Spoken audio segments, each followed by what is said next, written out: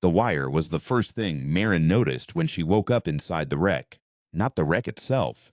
The cold titanium of the crumpled hull pressed against her spine. Not the dark that was absolute except for a thin red pulse somewhere in her chest. Not the silence that told her the engines were gone and had been gone for some time. What she noticed first was the wire. It ran from the port side of her sternum, where the emergency interface had fused shut around it during the crash, and it disappeared into the wall beside her like something had been threading itself into her while she slept. She didn't scream. There wasn't anything left in her for screaming. She'd used all of that up somewhere over the Kessler belt.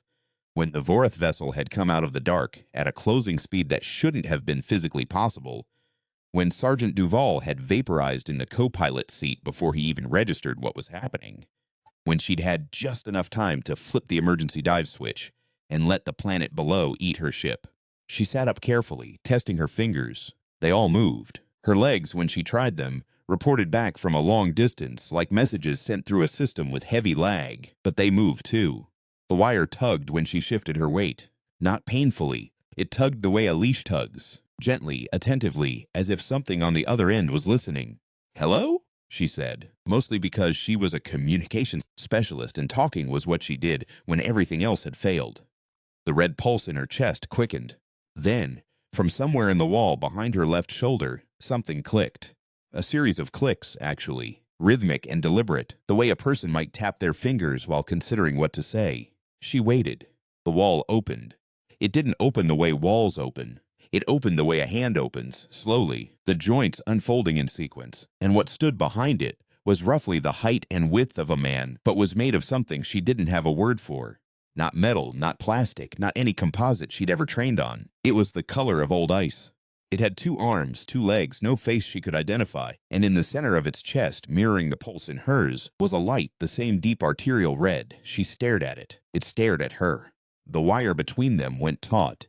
"You're the one keeping me alive," she said. Not a question, because her medical display, faint and flickering on the inside of her eyelid, was showing her blood pressure stabilized, her cracked ribs knitting along accelerated pathways that had nothing to do with her own biology. The clicking again, rhythmic, patterned. Her comms training fired up automatically, mapping rhythm against cadence, length against stress. She'd spent 3 years learning to parse the Vorath chirp language, which moved faster than the human ear could follow, and used harmonic overlapping in ways that had given her migraines for 6 months. This was slower, more patient, as if whatever was making it understood that her processing speed was limited and was compensating. "You're talking to me," she said. 2 clicks. A pause. 2 more. "That's yes," she said, "right? 2 is yes. 1 long click. 1 is no? Or 1 is something else?" The creature turned slightly, and she noticed for the first time that its body didn't move the way a machine moves, all pivots and hinges. It moved the way something moves that has lived in its body for a long time and has made peace with it. Fluid, patient. It looked at the wire between them, then at her, then at the open wall behind it. Beyond the wall was not more wreckage. Beyond the wall was a forest. She stared at the forest. It was nothing she recognized. The trees were the wrong color, gray-silver, their bark arranged in geometric patterns she'd have called impossible if she weren't already inside a crashed spacecraft on an uncharted moon in the Kessler belt, kept alive by a wire connected to something made of old ice. The sky through the canopy was the deep purple of early night, and there were stars in it she didn't know. The air that drifted through the opening smelled like copper and pine and something electric. The way the air smells just after lightning has made a decision. "How long has it been?" she asked. The creature raised one hand, spread its fingers, or what passed for them. Then again, then a third time. 15 days, 2 clicks. She had been in the wreck for 15 days. She did the math quickly on protein reserves and water recycling, then stopped when she realized the math was irrelevant. The creature had been keeping her alive. The wire. She'd been unconscious, and something she had never encountered and didn't understand had decided to keep her going, and had done so for 15 days, and had waited. She sat with that information for a moment. Then she stood up. The wire stretched between them as she rose, and she felt it. Not painful, but present. A low, warm current that ran from the interface point at her sternum all the way down to her feet, like something reading her at low power, mapping the territory. The creature took a step back to give her room. It was taller than her by half a head, It smelled, faintly, up close, like the forest outside. "You live here," she said. "This is your place." The clicking was different this time. Longer, more complex. She tried to hold the pattern in memory, turn it over, find the repetitions. There were 3 distinct units, she thought. A long short that felt like a designation, a short long that felt like affirmation, and something she couldn't categorize at all. 3 quick clicks, like a name being spoken. "That last part," she said. "That's you?" The light in its chest brightened briefly. "I'm Marin," she said. "Specialist First Class Marin Voss, U.S. Caro." "What's left of it?" She gestured at the wreck around them. "I was running a communication relay when the Vorath hit us. I don't know if you know what the Vorath are. I'm guessing from the look of this place that you're not exactly on the main trade routes." The creature tilted its head. Something in the gesture was so recognizably thoughtful, that particular angle of consideration, the slight pause before engaging, that she felt an unexpected tightness in her throat. She missed Duval. She was going to miss him for the rest of her life, however long that turned out to be. "Okay," she said, and straightened. "Okay, I'll learn your language. That's what I do. That's what I'm for." She touched the wire, deliberately, feeling the current under her fingertips, and looked at the creature. She was already starting to call it something in her head, something with 3 syllables.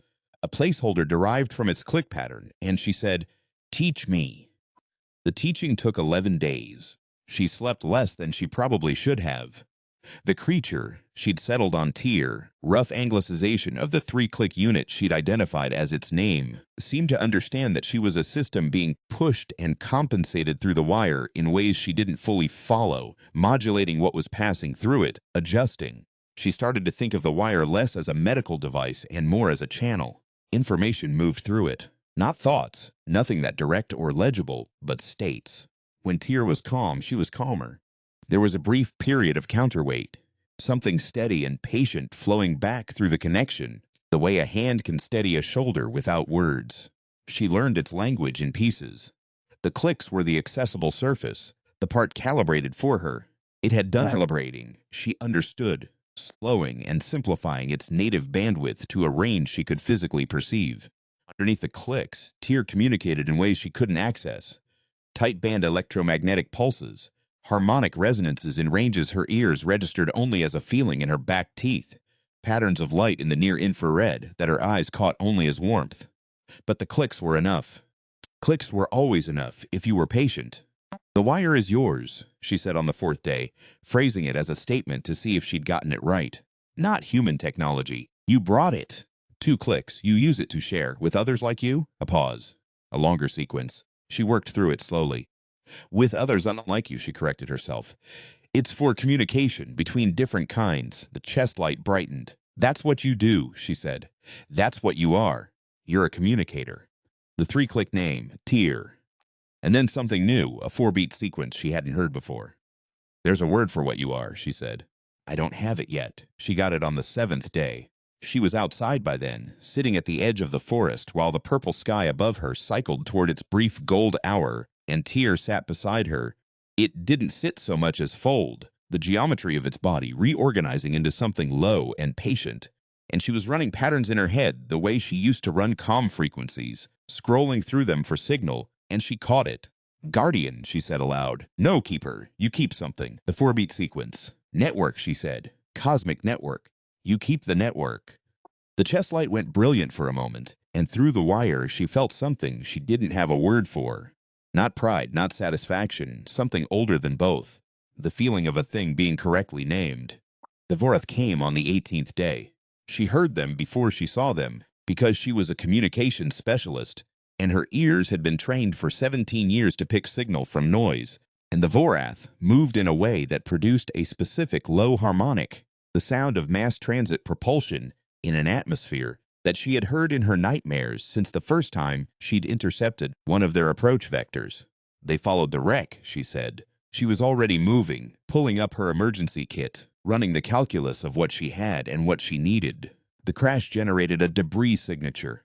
"They've been sweeping." Tyr was on its feet. Its body had shifted. She felt it through the wire. A change in frequency, the way temperature changes in a room before a storm breaks. Not fear, alert, oriented. "How many of your kind are here?" she asked. The 7-beat sequence. She still didn't have all of it. "A network," she said. "A whole network. You're not alone." 2 clicks. Are they like you? Can they fight? The pause that followed was the longest she had gotten from Tyr. She waded through it, watching the gold drain from the sky, listening to the harmonic of Vorath propulsion grow from sub-bass suggestion to something her ribcage could feel. Then Tyr did something it had never done before. It put one hand on her shoulder. The wire between them sang. Not a medical adjustment. This was different, fuller, a transmission she felt in her spine and her sternum and the backs of her eyes. Not language, below language. The kind of communication that passes between two people who have been talking long enough to stop needing words for some things. She understood it as, we are not built for this. And you are. She stood under the weight of that for exactly one breath. Then she said, all right, show me what you've got. What they had was the network. She understood it in pieces over the next 4 hours, moving through the forest with Tyr at her shoulder and the wire singing between them, while the Vorath swept through the outer atmosphere and began their descent pattern. The network was not a weapon. It had never been built to be a weapon. It was, as far as she could interpret it through the limits of click language and wire feeling, a kind of connective tissue for the living fabric of this place. Nodes of signal, relays of energy, a distributed intelligence that had been growing for longer than any human civilization she knew of, tending the balance of something that operated on scales she couldn't quite hold in her head. The Vorath wanted it, not to communicate with, to consume. She'd seen that before. She'd seen them strip relay stations, harvest the signal infrastructure of 3 colony systems she knew of personally, disassemble anything that let things talk to each other. Because the one thing the Vorath would not tolerate was the idea of a universe in which things they couldn't see were talking to each other. They were, at their core, afraid of what they couldn't monitor.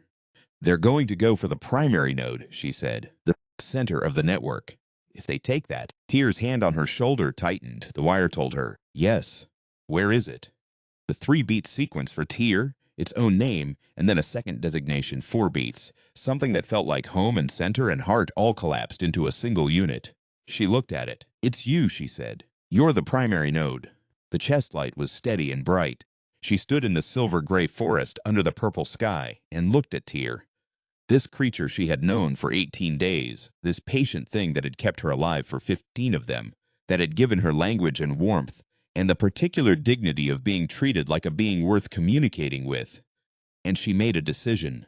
They're looking for a signal, she said. Vorath sweep protocols. They're looking for the network's broadcast signature. They're not looking for me. She pulled up her emergency kit and started going through it with her hands, not her eyes, because her eyes were on the tree line. I still have enough charge on my personal beacon to generate a high-band burst on the Vorath monitoring frequency, military grade. They'll think it's a survivor signal from the wreck. They'll redirect. Tyr clicked, quick questioning. They'll come for me instead. She found the beacon, felt its weight in her palm, small, the size of a thumb drive. I was already dead in that wreck. You just delayed the paperwork. She said it lightly, the way Duval used to say the impossible things, the flat ride delivery that meant, this matters so much I can't afford to say it straight. She wondered if Tyr had the cultural context for that. She wondered if it mattered. Then Tyr's hand came up again, and its fingers, what passed for fingers, closed very gently around her wrist, not stopping her, not restraining, just present. The way Duval used to put his hand on the console during a bad approach, not doing anything, just there. She looked at the wire between them. I need you to trust me, she said. The chest light steadied. She triggered the beacon. The Vorath were good at what they did. She'd give them that. Inside of 90 seconds, the sweep pattern shifted.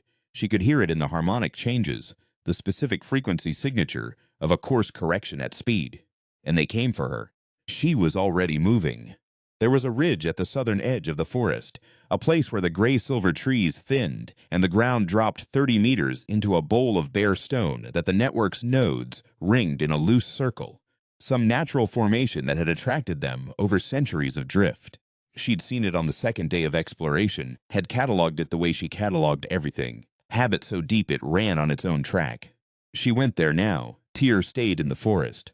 She felt the wire stretch as the distance between them grew not painfully, not tearing, but awareness, the way you feel the shape of a room in the dark by how sound returns from its walls. Tyr was 40 meters behind her, then 60, Then she crested the ridge, and the wire went to its full extent, and she felt it, at that edge, the particular quality of a connection being tested. She stopped at the top of the ridge. Below her, the bowl was lit from within, the network nodes cycling through their slow colors, and above her, the sky was full of Vorath. They were beautiful, in the way that lethal things often are. 3 vessels, each the size of a city block, their hulls the particular blue-black of deep water, moving with the precise coordination that she had always found more frightening than their weapons. The Vorath didn't fight the way humans did, disorganized, improvising, running on adrenaline and stubbornness. They fought the way a mechanism operates, efficiently, without ambiguity, toward outcomes already modeled and judged favorable. They swept the ridge with their sensor arrays. They found her immediately. She stood still. She was a woman of medium height, with a cracked emergency suit and a wire running from her sternum into the forest behind her, standing on a ridge over a bowl of lights on an uncharted moon, facing 3 city block-sized ships, piloted by a species that killed her crewmates and would kill her too. And she was aware, clearly, without drama, that she was probably going to die in the next 20 minutes. She thought about Duval.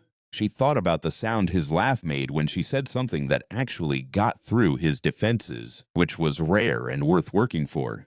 She thought about her mother's kitchen, the specific smell of it. Coffee and machine oil, because her mother had kept her tools on the kitchen table, and nobody in the family had ever thought that was unusual. She thought about every language she had ever learned, 11 of them, and the particular moment in the learning of each when the noise became signal and the world got a little bigger. She thought about the wire. Then she opened her emergency comms on every frequency she had, and she started talking. Not to the Vorath. That would have been pointless.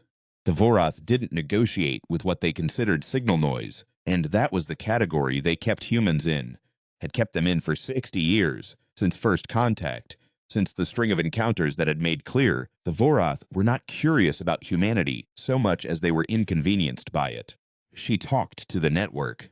She talked the way she had learned to talk to Tyr, patient and rhythmic, using the click language as scaffolding and then pushing beyond it into frequencies she'd never tried before, the near-infrared warmth, the harmonic resonances, the electromagnetic bursts she'd felt but never generated, working through the wire with everything she had, everything she was, every tool in a 17-year career spent learning to talk to things that spoke in ways human mouths weren't built for. The Vorath swept her with their arrays. She felt it, a pressure behind her eyes, a brief static across her vision, the particular sensation of being scanned by something that is categorizing you and has already reached a preliminary conclusion. She kept talking. She wasn't sure what she was asking for. Not rescue. She knew better than to ask for that. The network wasn't a weapon. She knew that. But she had spent 18 days inside it, through the wire, through Tyr, and she had felt what it was capable of in terms of pure signal, pure reach.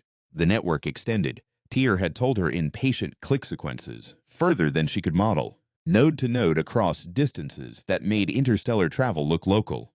It tended the living fabric of the region, kept things connected, kept the balance. She asked it to be seen, that was all. Not to fight, not to defend, to be seen. To broadcast itself, all of it, at every frequency, at full power, to let the universe know exactly what existed here and where it was and what it was doing. The Vorath didn't like being watched. That was the thing about them that she'd spent 3 years trying to explain to people who kept looking for conventional military solutions. The Vorath were not, at their foundation, conquerors. They were suppressors.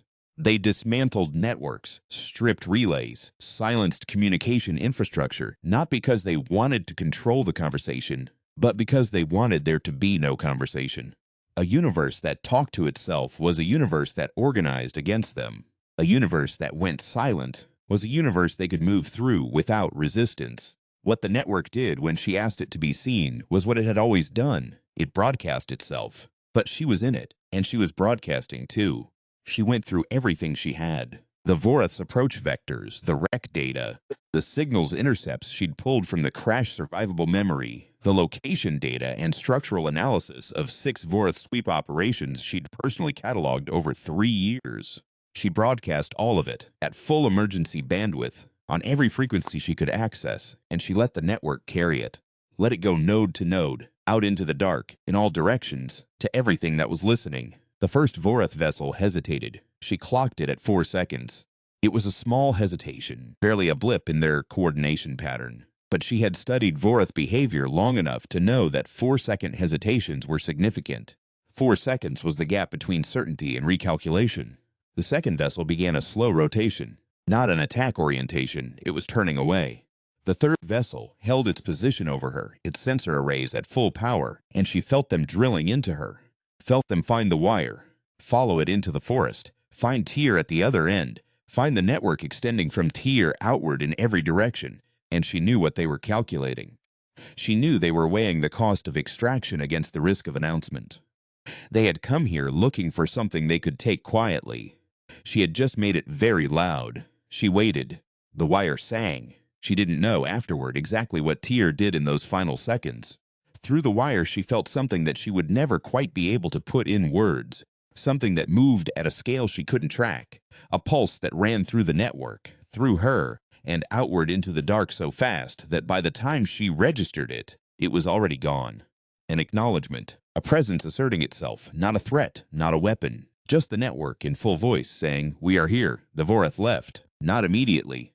They held for 6 minutes and 40 seconds while she stood on the ridge and did not fall over, which she considered a significant personal achievement. Then they reformed their approach pattern in the configuration she'd tagged in her training files as withdrawal, with monitoring, and they pulled up through the atmosphere, and they were gone. She sat down on the ridge. Her legs had been waiting for permission. The wire sang softly, and then Tyr was beside her, moving out of the trees at that fluid, patient walk, and it sat down in its peculiar folding way, and they both looked at the network nodes in the bowl below them, cycling through their slow colors in the silence. She became aware that she was crying. She was not surprised by this. She had excellent reasons. Tyr put its hand on her shoulder. Not urgently, not signaling anything, just the way she used to put her hand on Daval's shoulder, after a bad approach when they were both too tired to talk about it. She laughed, slightly, through the crying. The way Duval would have laughed if she'd told him this story. She could hear his voice saying, "Only you, Voss. Only you would crash on an uncharted moon and make friends with the planet." "I need to get a message out," she said eventually. "If my beacon burst reached anything on US frequencies, and it should have, that's what it's for. There'll be a search window. Probably 48 hours before they decide it's a false positive and file the Harrow as lost with all hands." She looked at Tyr. "I want to be clear. I'm not leaving unless you can reach me when I'm gone, unless the wire can be. The 4-beat designation, home and center and heart. Extended," she said. 2 clicks, yes. She looked at the wire between them, running from her sternum to Tyr's chest, red and warm and present. "You're going to have to teach other humans," she said. "Not just me. I can't be the only communicator in this thing.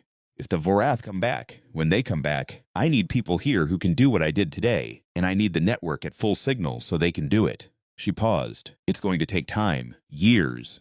People are going to argue about it. Some of them are going to be afraid of the wire." She thought about that. Most of them are going to be afraid of the wire. Tyr clicked.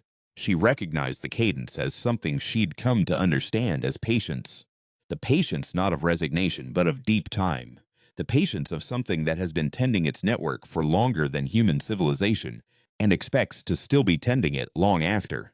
"Yeah," she said. "I know, you've been waiting." The chest light was warm.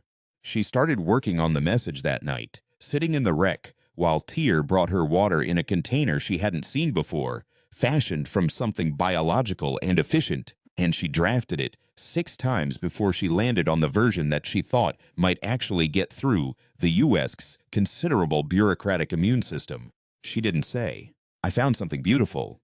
She didn't say, "There is a network out here older than us, and it is alive, and it kept me breathing for 15 days, and I think it might be the most important thing we will ever encounter."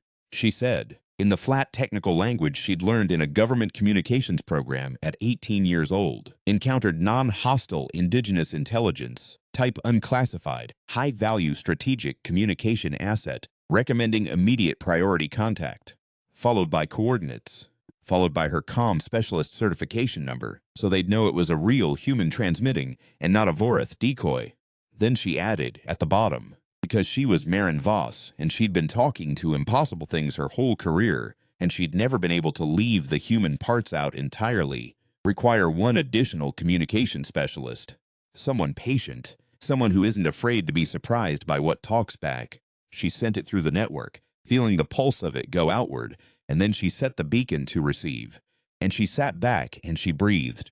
Tyr was in the corner of the wreck, still as old ice, chest light cycling slow. "Thank you," she said, "for waiting." The three-click name, Tyr. And then something new. A sequence she hadn't heard before and hadn't asked for. 4 beats and a rest and 2 more. Something that moved through the wire at low power and arrived in her chest as warmth. She didn't translate it. Some things you don't translate. You just let them be what they are. She listened to the silence of the moon around her, to the distant cycling of the network nodes, to the near-infrared warmth that the trees gave off at night, and she thought about every language she had ever learned, and she added this one to the list, and she felt the list grow, and she thought, there are more. There are always more. There are things out there that no one has ever talked to yet, and they are waiting to be heard, and the universe is patient, and so am I. She slept. The wire between them sang softly as she did. A low current, a tender transmission, something passing between two minds through a connection neither of them had asked for, and both of them had chosen. The network dreamed around them. The nodes cycled. The stars turned above the silver forest. Outside in the dark, somewhere over the curve of the moon's horizon, the Vorath were running their withdrawal pattern, recalculating, deciding. They would come back. She knew they would come back. They always did. But they would come back to something different than what they'd found. They'd come back to a place that had learned to broadcast itself, that had learned to be loud, that had a human being inside it who had spent her entire career learning that the most dangerous thing in the universe is not a weapon. It is two minds talking across the impossible gap and understanding each other. She woke once in the night, briefly, and looked at the wire and heard the network singing and thought about Duval, and put the thought down gently, the way you put down something precious. Then she went back to sleep. In the morning, she would start teaching. There was a lot to teach, and a lot to learn, and the Vorath were probably already building something designed to answer what she'd done, and she was alone on an uncharted moon with a cracked suit and 6 days of protein reserves. But she had a wire, and something on the other end, and she'd always been good at talking.